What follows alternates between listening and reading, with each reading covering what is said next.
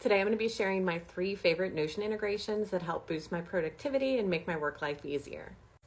Number 1 is Notion Web Clipper. This allows you to save any page on the web to a Notion database. So I use this a lot when I see articles that I want to save to read later, or I find inspiration that I want to remember for a project. I'll send those to those corresponding databases. But to be completely honest, the way that I use this integration the most is meal planning. I have a meal planning database, and I'll send recipes that I find, because I love to try out new recipes, to my meal planning database so that when I'm planning my meals for the week, I have all the inspiration that I've seen there.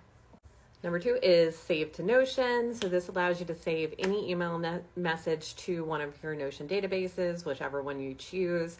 The way I use this a lot is that if a client will send me a task or to do or something that I need to take action, or if it's an email that I need to take action on, I'll go ahead and send this email to my task database. It allows you to title, and then when I go to do that task in Notion, it'll have all the information from that email right there without having me to click back to Gmail.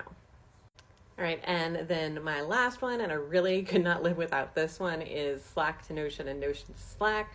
So I have Notion connected to Slack so that if any of my clients mention me in a database or a project that we're working on, I will receive a notification in Slack so I can quickly see if it's something that I need to take action on right away.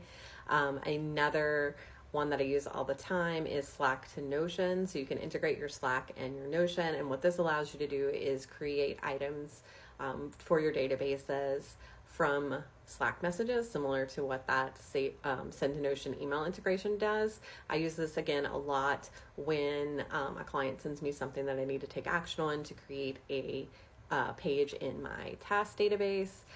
This has really helped me make sure that nothing is slipping through the cracks, and I really couldn't live without this guy. If you enjoyed these tips, make sure you follow along. I'll be sharing a lot more.